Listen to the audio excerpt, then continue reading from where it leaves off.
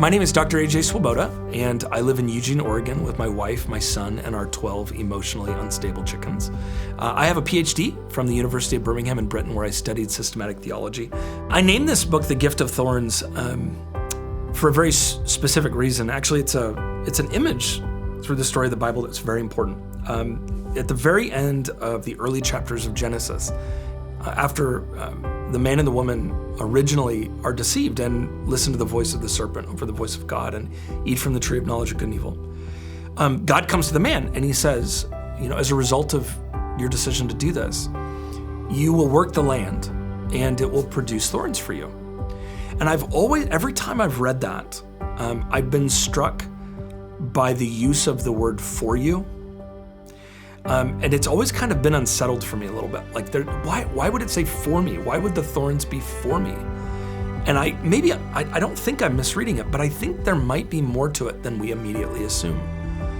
And that is to say that when we pay attention to the storyline of the Bible, the image of thorns, it's actually a really major theme in the Bible. There are like thorns all over the place. And by the time you get to the end of the story of Jesus, you all of a sudden recognize that thorns are like a wildly important part even of the crucifixion scene.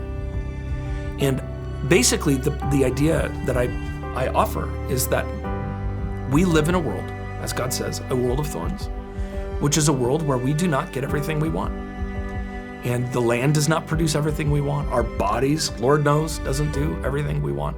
Our relationships don't give us everything we want. And that ultimately at the end of the day, that is a gift.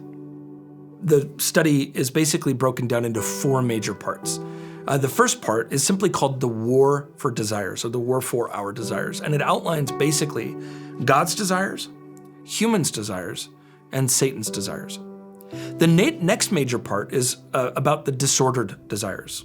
And ultimately it's about how, as a result of Genesis 3 and the fall of humanity from the presence of God, that our desires as humans all of a sudden gets cattywampus. It gets disordered.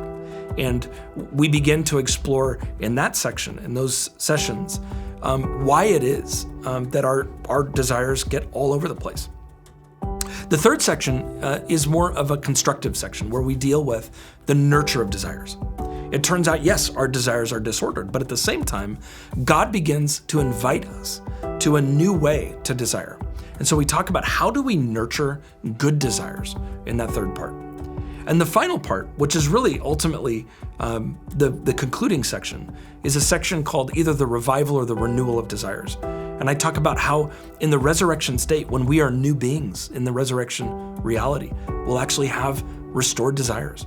And how our own longing is actually intended by God to lead us back to the presence of God. The story that I write about in this book is an invitation to my reader to my own journey with struggles with unwanted sexual desire. And that struggle, this constant, never-ending struggle with sexual desires that I do not want and did not choose, has actually been the place that I have met the grace of God. And I'm not alone. And I'm writing, even as I'm speaking now, I'm writing and speaking to people in my classes, at my church, in my neighborhood, and my friends who wake up every day with desires that they really, really don't want to have. And I want to give hope to that person and help them see that the thorn in the side may be more of a gift than you thought, and that God wants to meet us right in the middle of it.